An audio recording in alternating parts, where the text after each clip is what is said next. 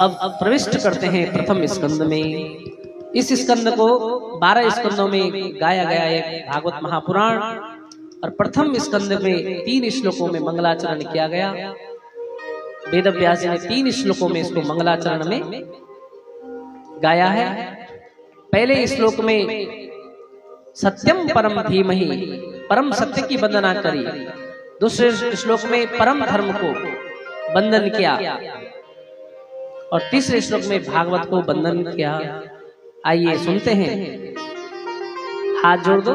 प्रथम श्लोक में जन्माद्यस्य यतोऽन्वयादितरत चार्थे स्वभिज्ञस्वराट् तेने ब्रह्म हृदय आदि कवये मुह्यन्ति सूरयः तेजो वारिमृदां यथा विनिमयो यत्र त्रिसर्गो मृषा धाम्ना स्वेन सदा निरस्तकुहकं सत्यं परं धीमहि। प्रथम श्लोक को समझते हैं। इसमें विद्वानों की तो बड़ी बड़ी व्याख्याएं हैं। विद्वानों ने इस पे बहुत बड़ा दिव्य विवेचन किया है। तो हम तो भाई इतने विद्वान है नहीं, मुंह पे तो कुछ पढ़ो न अक्षर, 2-4 शब्द जो गुरु की कृपा से वृंदावन में पढ़े हैं उस हिसाब से आपको बता देते हैं। नहीं तो विद्वानों ने इसी श्लोक का हजारों संख्याओं में अर्थ निकाले, असंख्य अर्थ और टीका करी गई है इन 3 श्लोकों में। क्या कह रहे हैं? सत्यम परम धीमहि, मैं इस परम सत्य की वंदना करता हूं। प्रथम श्लोक में परम सत्य को वंदन किया है, और परम सत्य कौन है उसको सुनते हैं। सत्यम परम धीमहि, कौन है वो परम सत्य? सत्यम सच्चिदानंद स्वरूपम श्री कृष्णम परम परमेश्वरम धीमहि ध्यायेम। मैं उन परम परमेश्वर परम सत्य को वंदन करता हूँ जो सच्चिदानंद स्वरूप है। और वो कौन है परम सत्य? स्वयं भगवान श्री कृष्ण, वही है इस जगत के परम सत्य। उन्होंने ही हमें कहा है सर्वधर्मान परित्यज्य मामेकं शरणं व्रज, सब छोड़कर मेरी शरण में आ जाओ। वही परम सत्य है, उन्हीं का ही वंदन कर रहे हैं। कैसे है वो परम सत्य? जन्माद्यस्य यतोऽन्वयादितरत, जन्माद्यस्य मतलब अस्य जगतः उत्पत्ति पालन नासायन्तो भवन्ति कार्याकारेषु अन्वयः व्यतिरेकाभ्याम योस्ति। अब इसको सरल भाषा में समझाते हैं। मैं उन परम सत्य की वंदना कर रहा हूं जो इस जगत की उत्पत्ति करते हैं, पालन करते हैं और इसका लय कर देते हैं। जिनके हाथ में इस जगत की बागडोर है, और वो बागडोर है परम परमेश्वर भगवान श्री कृष्ण के हाथों में। वो परम सत्य जो पहले भी था, वर्तमान में भी है और आगे भी रहेगा, ऐसे परम सत्य की मैं वंदना करता हूं। चार्थे स्वभिज्ञ स्वराट जन्माद्यस्य यतोऽन्वयादितरत, और जो इस प्रकृति में होते हुए भी हमें दिखाई नहीं दे रहा है। इस प्रकृति के अंदर सब जगह सब में समाया हुआ है। तू ही ओत प्रोत जगत में तू सबका आधार हरे, ये जो नाना रूप जगत में सब तेरे आकार हरे। जैसे ये वस्त्र हमने पहना हुआ है, ये असंख्य तंतुओं से बना, असंख्य धागों से बना हुआ है। अलग अलग धातुओं से, अलग अलग तंतुओं से ये बन गया। ये जगत में जो भी तुम्हें दिख रहा है ये सब भगवान के ही स्वरूप है। जीव जंतु प्रकृति ये सब भगवान का विराट स्वरूप। अब आगे आप सुनेंगे, पर इन सब में होते हुए भी भगवान इनसे परे हैं। कैसे? जैसे घड़ा बनाने वाला कुम्हार घड़ा बनाता है और मिट्टी लेकर एक घड़े का आकार बना देता है, बन गया। अब देखो मिट्टी से घड़ा बना, किंतु नाम उसके चेंज हो गए। आपने मिट्टी तो नहीं बोलते उसके घड़ा बनने के बाद, ये घड़ा बन गया, ये सकोरा बन गया, ये सुरई बन गई, आजकल तो तवे भी बन रहे हैं, सब कुछ उसी मिट्टी से बन गए। नाम अलग अलग हो गए पर है क्या है वास्तविक? मिट्टी। ऐसे ही परमात्मा ही इस जगत में हम तुम सब बनकर आए हुए हैं। और जब नाम अलग अलग हो गए, भाई क्षेत्र अलग अलग हो गए, ये बठिंडा है, वो दिल्ली है, वो उत्तराखंड है, नाम सब अलग अलग भिन्न भिन्न हो गए, पर जब सब कुछ समाहित हो जाएगा तो फिर वो उसी में ही समाहित हो जाएगा। जैसे घड़े को फिर तोड़ दोगे फिर वो उसी मिट्टी में मिल जाएगा। ऐसे ही वो परमेश्वर इस जगत में होते हुए, परम सत्य जो परमात्मा है इस जगत में होते हुए भी इससे भी अन्वय अलग है, और अलग होते हुए भी इसमें समाहित है। कैसे? जैसे जटिल निर्माण कार्य का जो मुख्य इंजीनियर होता है, एक सरल भाषा में समझाते हैं आपको।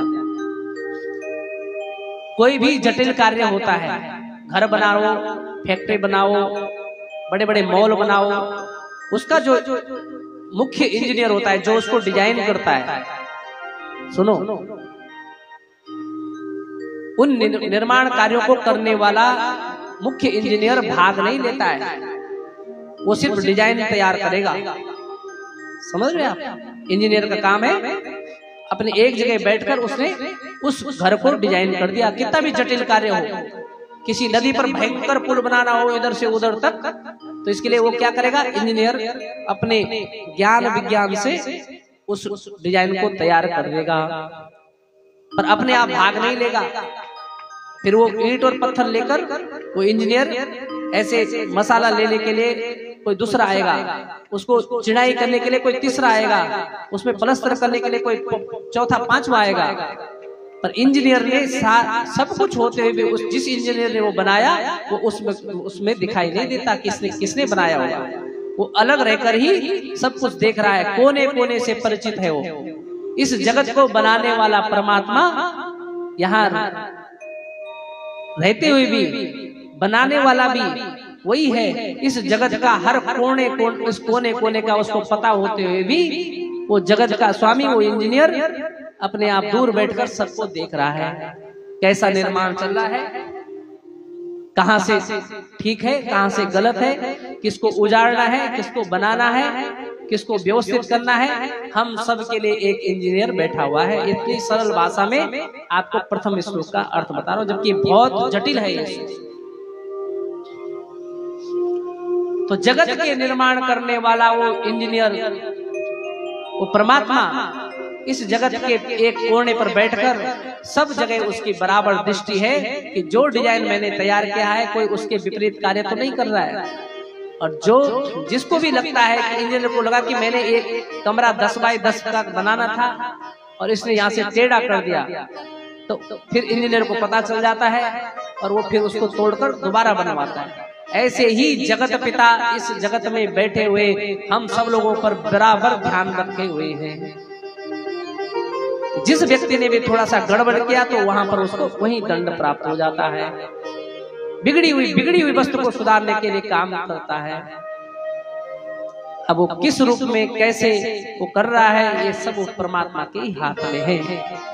इसलिए कहते हैं जटिल कार्यों को करने वाला परमात्मा, इस जगत को बनाने वाला परमात्मा इसी जगत में समाहित है और इस जगत से परे भी है। कौन है वो परम सत्य? ऐसे परमात्मा, ऐसा वो इंजीनियर, तेने ब्रह्म हृदय आदि कवये, उन परम सत्य की मैं वंदना करता हूं जिन्होंने ब्रह्मा जी के हृदय में इस पूरे जगत को निर्माण कराने का की शक्ति प्रदान कर दी। भाई ब्रह्मा जी ने जब ये सृष्टि बनाई है तो मुख्य इंजीनियर कौन हो गए? बोलो, हमारे परमात्मा। और निर्माण करने में मिस्त्री कौन बने? ब्रह्मा जी। इस जगत को बनाने वाले ब्रह्मा जी हैं। मिस्त्री कौन है?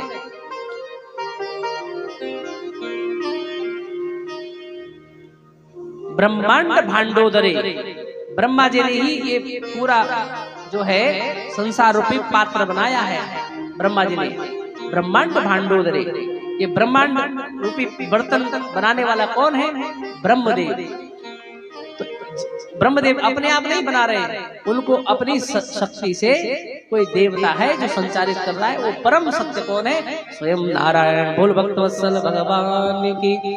मैं उन परम सत्य की वंदना करता हूँ जिन्होंने जो अपने संकल्प मात्र से ब्रह्मा जी को इस जगत का निर्माण करता बनाता है। मैं उस परम सत्य की वंदना करता हूँ। और मुह्यन्ति यत् सूरयः, मैं उस परम सत्य की वंदना करता हूँ जिसको देखकर बड़े बड़े देवता मोहित हो जाते हैं। लखी जन लाल की मुस्कान, भूले वेद ब्रह्मा ज्ञान। मैं उस परम सत्य की वंदना करता हूँ जो एक बार किसी के ओर हंस जाए तो वो उसी के जाल में फंस जाता है, क्योंकि भगवान जिसकी ओर एक बार देख ले वो उसका बन जाता है। आप लोगों का चित्त किसने चुराया हुआ है? आप सब लोग जितने भी यहाँ बैठे हुए हैं सबको एक ग्रह लगा हुआ है। अब आपको तो नहीं समझ में आता ये बात, पर हमें यहाँ बैठकर समझ में आ जाता है कि किसको एक वो ग्रह लगा हुआ है। 9 ग्रह तो आपने सुने होंगे, सुने है ना? सोम मंगल बुध बृहस्पति शुक्र शनि राहु केतु, ये ग्रह तो हम पे लगे हुए हैं। एक और ग्रह है जामाता, 10वां ग्रह दामाद, वो भी एक ग्रह है। वो ठीक मिल गया तो बेटी का जीवन सुधर जाता है, और गड़बड़ मिल गया तो दोनों परिवारों को गड़बड़ कर देता है। पर सुनो, इन सब ग्रहों में एक और ग्रह है। बोले कौन सा? जो तुम सबको लगा हुआ है, कृष्ण रूपी ग्रह। उसने मुझे भी ग्रसित किया हुआ है, और आप जितने लोग उसकी ओर खींचे चले आते हो, आप लोगों को भी ग्रसित किया हुआ है उस ग्रह ने। कैसे? देखो लिख रहे हैं, कृष्ण ग्रह ग्रहित आत्मा। कृष्ण रूपी भी एक ग्रह है जो प्रहलाद को लग गया था। प्रहलाद किस ग्रह से पीड़ित थे? कृष्ण रूपी ग्रह से। तो इसलिए आपको एक ग्रह ग्रसित कर रखा है। आप लोगों को, हम लोगों को एक ही ग्रह ने ग्रसित किया हुआ है, वो है कृष्ण रूपी ग्रह। इसलिए हम सब लोग उसकी ओर खींचे आते हैं चुंबक की तरह। तो कृष्ण ग्रह गृहीत आत्मा, ऐसे ही वो परमात्मा यदि किसी की ओर एक बार देख ले, एक बार यदि किसी की ओर दृष्टि डाल दे, तो बस वो उसका बन जाता है। कजरारी तेरी आंखों में क्या भरा हुआ कुछ टोना है, तेरा तो हसन औरों का मरण बस जान हाथ से धोना है। क्या खूबी हुस्न बयान करूं, तू सुंदर श्याम सलोना है, तू ब्रिज का एक खिलौना है। गोपियों के लिए एक सामान्य खिलौने की तरह खेलते रहते थे भगवान के साथ, छोड़ते नहीं थे। क्यों? गोपियों का मन भी उसी कृष्ण रूपी ग्रह ने ग्रसित किया हुआ था। इसीलिए वो जिसकी ओर भी देखता है तो मुह्यन्ति यत् सूरयः, देवता भी जिसको देखकर मोहित हो जाते हैं। मैं उन परम सत्य की वंदना करता हूँ।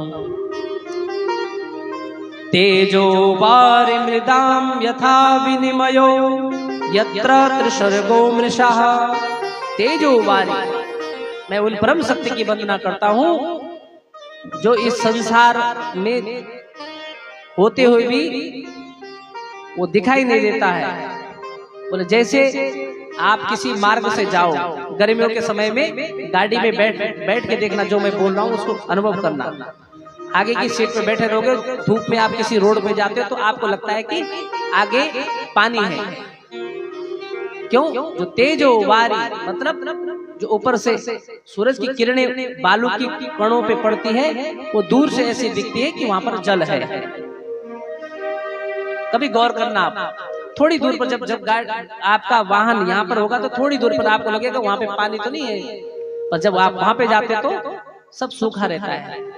ऐसे ही इस जगत में परमात्मा सत्यवत प्रतीत होते हुए भी वो इस संसार से परे हैं। ये सिर्फ हमारा ये माया है जो हमें जल का भाव दिखकर जल दिख रहा है पर वहां पर जल है नहीं। यही तो भगवान की माया है। कह रहे धामना स्वेन सदा निरस्तकुहकम सत्यम परम धीमहि। जिनका वो परम धाम जो अपने प्रकाश से प्रकाशित होते हैं, हम लोगों को प्रकाश की जरूरत पड़ती है। यदि आंखें देखती है, सुनना जरा, यदि आंखें देख रही है तो अंधेरे में जब लाइट बंद करते तब क्यों नहीं देखते?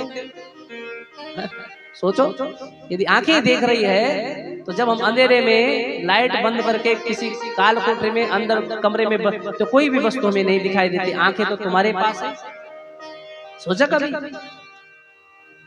जब आंखें हमारे पास है, आंखें देख रही है, तो फिर वहां पे क्यों नहीं देख रही? क्योंकि इन आंखों को प्रकाश की जरूरत है। पर परमात्मा किसी की आंखों से नहीं देखते हैं। उनका जो प्रकाश है स्वयं का है, उनका जो तेज है, तेज पुंज है, वो स्वयं से, और उन्हीं से हम प्रकाशित हो रहे हैं। क्योंकि वो है अंश, हम हैं अंशी। हम क्या है? अंशी है। उस परमात्मा के वो अंश है जिनसे हम निकले हुए हैं। हम है अंशी। अब देखो, जब आत्मा यहाँ से निकल जाती है तो विलीन हो जाती है परमात्मा में, अपनी अंश की ओर भाग जाते हैं। अब देखो, कभी आपने देखा है जो हम जोत जलाते हैं, गौर करना जरा एक और बात, जब हम जोत जलाते हैं तो जोत जो है वो ऊपर की ओर क्यों जलती है? वो दाएं और बाएं क्यों नहीं? उसकी रोशनी जो है लौ ऊपर की तरफ होती है, न दाएं होती है न बाएं होती है। सोचा कभी क्या कारण है? क्योंकि उस सामान्य अग्नि जो जोत की का अंश है वो है सूर्य। आया समझ? जो प्रकाश है इसका अंश कौन है? सूर्य। इसलिए वो वहां की ओर निरंतर भागती रहती है। ऐसे ही जब आप जल गिरा देते हो, एक लोटा जल निकालो और अपने फर्श पे डाल दो, वो हमेशा जिधर ढलान होगी उस ओर भागता है। बोले क्यों? क्योंकि इस जल का जो अंश है वो समुद्र है। ये जो जहां से ये जल बन रहा है, इसका मूल जो तत्व है वो है समुद्र। समुद्र से ही वाष्प बनेगी और वाष्प जाकर बादल बनेंगे। बादलों पर जब दबाव पड़ेगा तो बरखा के रूप में यहाँ जल को बरखा देगा, बरसा देगा। अब इसीलिए इस जल का अंश क्या है? समुद्र। इसलिए उसी की ओर भागती है। आप धूप जलाते हो, धूप थोड़ी ऊपर उठेगी, फिर वो इधर उधर वो धुएं के रूप में फैलने लगेगी। बोलो क्यों? उसका अंश कौन है? वायु। हर कोई व्यक्ति वो अंशी अपने अंश की ओर भागता है। ऐसे ही हम समस्त संसार के जो जनमानस है, हमारा अंश कोई और है। ये आत्मा उन्हीं में विलीन हो जाती है। वो परम अंश है परमात्मा, सत्य स्वरूप। बोलो भक्त वत्सल भगवान की। जो ये जीवात्मा जिसमें विलीन हो जाती है अपना जीवन काल को समाप्त करने के लिए, वो जो अंश है, जब आप कभी किसी लकड़ी को जलाओगे और उसको हिलाओगे तो उसमें से बहुत सारी चिंगारियां निकलती है, और थोड़ी देर बाद जाके वो चिंगारियां सब शांत हो जाती हैं। ऐसे ही उसी जगत पिता से हम सब लोग प्रकट हुए अलग अलग रूप में। और जब हमारी वो हमारा जो जीवात्मा है यहाँ से निकल जाता है तो सब उसी में ही समाहित हो जाता है। मैं उस परम सत्य की वंदना करता हूँ। बोल भक्त वत्सल भगवान की जय। दूसरे श्लोक में परम धर्म का निरूपण किया गया है। धर्म प्रौंजित कैतवोत परमो निर्मत्सराणाम सताम वेद्यम वास्तवमत्र वस्तु शिवदम तापत्रयो मूलनम। श्रीमद्भागवते महामुनि कृते किं वा परेरीश्वरः सद्यो हित्यवरुध्यते प्रकृतिभिः शुश्रूषुभिस्तक्षणा।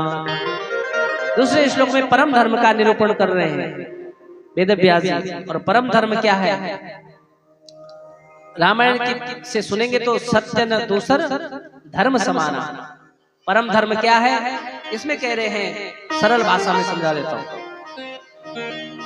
धर्म प्रोंजित कैतवोत्र परमो निर्मत्सराणाम सताम। परम धर्म, सबसे पहले परम धर्म एक होता है धर्म, हमें पूजा करनी है, यह है धर्म। हमें किसी की सेवा करनी है, यह है मानव धर्म। हमें सूर्य को जल चढ़ाना है, यह है धर्म। और परम धर्म क्या है? परम धर्म है निर्मत्सराणाम सताम। सज्जन व्यक्तियों का, बड़े बड़े महात्माओं का, पुण्यात्माओं का संग करना, ये परम धर्म है। बोले क्यों? उनसे हमें क्या मिलेगा? बोले उन परमात्मा के, उन महात्माओं के श्री चरणों में बैठोगे तो वो तुम्हें जो ज्ञान देंगे तो निर्मत्सराणाम। हमारे अंदर जो काम क्रोध जो हमें रोक रहे हैं परमात्मा तक पहुंचने के लिए, जो बाधा कारक है, उन गुरुजनों के चरणों में बैठकर उस सत्संग को सुनकर, वो हमारा जो मत्सर है, एक होता है मच्छर वो बाहर से काटता है, एक होता है मत्सर जो हमें अंदर से काट रहा है। यदि हम उन महात्माओं की शरणागति में रहेंगे, वही परम धर्म है, क्योंकि वो हमें सिखाएंगे कि हमें अपना मार्ग कैसे प्रशस्त करना है। और वेद्यम वास्तवमत्र वस्तु शिवदम तापत्रयोन्मूलनम। यदि इस परम धर्म का आपने आश्रय ले लिया, उन परम धर्मात्माओं का शरणागति ले ली, तो बोले क्या हो जाएगा? तीन प्रकार के जो तापत्रयोन्मूलनम, तीन प्रकार के ताप आपके उसी समय दूर हो जाएंगे। तो तापों के बारे में आपने प्रथम दिन सुना था, दैहिक, दैविक और भौतिक। तीन प्रकार के ताप जो हमें कष्ट दे रहे हैं, उन महात्माओं की शरणागति में होते ही तीन प्रकार के ताप आपके समाप्त हो जाएंगे। अब देखो जरा, यहाँ पे लिख रहे समाप्ति नहीं होंगे, उन्मूलनम। उन्मूलनम कह रहे हैं जड़ सहित। अरे भाई, किसी वृक्ष को आप काटोगे, काट दिया, फेंक दिया, वो तो दोबारा अंकुरित हो सकता है, पर ये तीनों प्रकार के उन सज्जनों की, परम उन महात्माओं की शरणागति करोगे तो उन्मूलनम, तीनों पाप जड़ सहित उखड़कर दूर हो जाएंगे। और श्रीमद् भागवते महामुनि कृते, ऐसे ही उन सज्जनों की, महात्माओं की संगति करोगे, वो हमें परम धर्म का निरूपण करेंगे। और वो जब उस पथ पर हम चलेंगे तो सत्यो हृद्यवरुध्यते कृतभिः, सद्यो हृद्यवरुध्यते प्रकृतिभिः शुश्रूषुभिस्तक्षणा। हमारे हृदय में तत्क्षण समय नहीं लगेगा, वो परम पिता परमात्मा जिसकी हम खोज में लगे हुए हैं, वो हमारे हृदय में अवरुद्ध हो जाएंगे। अवरुद्ध कहते हम उनको कैद कर लेंगे, फिर वो जा नहीं सकते, अवरुद्ध। तो ऐसा परम धर्म है वो परम पिता परमेश्वर और उनके जो परम भक्त है, उनकी सेवा शुश्रूषा, उनकी शरणागति से आपको भगवान हमारे हृदय में प्रतिष्ठित हो जाएंगे। बोल भक्त वत्सल भगवान की जय। तीसरे श्लोक में श्रीमद् भागवत महापुराण का विवेचन कर रहे हैं। निगम कल्प तरो गलितम फलम सुख मुखाद अमृत द्रव संयुतम पिबत भागवतम रसमालयम मुहुरहो रसिका भुवि भावुका। तीसरे श्लोक में भागवत का वर्णन कर रहे हैं। मतलब कैसा है ये भागवत महापुराण?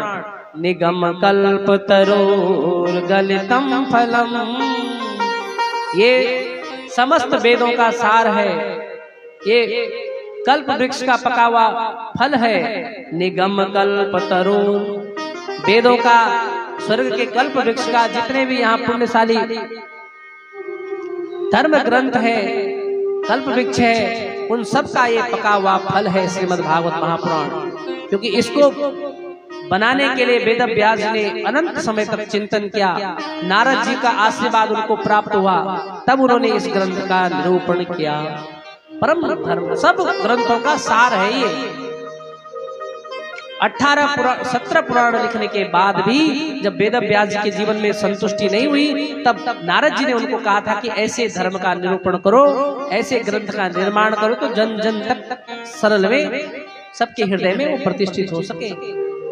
तो ये समस्त वेदों का कल्प वृक्ष का पका हुआ फल है।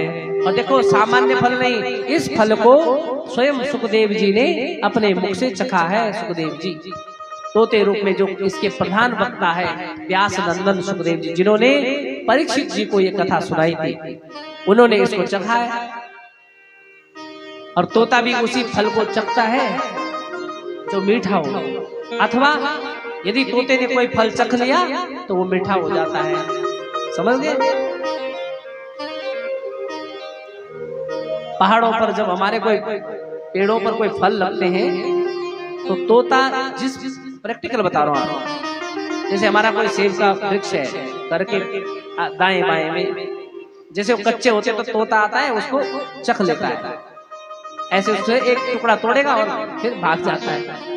अब देखो जब थोड़ी दिनों के बाद आप और फलों को चखोगे तो आप वो खट्टे होंगे, और जिस पर तोता ने मुख मार लिया है वो कच्चे में ही मीठे हो जाते हैं। ये चमत्कार है।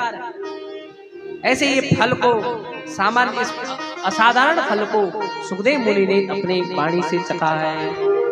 बोलो सुखदेव भगवान की। पिबत भागवतम रसमालयम, इसीलिए इस भागवत को पियो, ये खाना नहीं है, कर्णों से इसको पीना है। बल कब तक? मुहर हो रसिका भुवि भावका, जब जब समय मिलता है तब तब इसको अपने कानों से पीते रहो, हृदय में उतरेगा तो अनंत प्रकार के फल हमें प्राप्त हो जाएंगे। अब सुनो, इतने बार पीने के बाद भी जीवन में परिवर्तन क्यों नहीं हो रहा? बोलो क्यों? क्योंकि पीने के बाद इस पर हम ध्यान नहीं दे रहे। हमने सुना क्या, करना क्या है, और किन किन चीजों को हमें परिवर्तन करना है, उस चीजों को हम थोड़ा सा मिस्टेक कर देते हैं। थोड़ा उस चीजों पर सुधार करो और आपको इसका स्वरूप आपको दिखने लगेगा।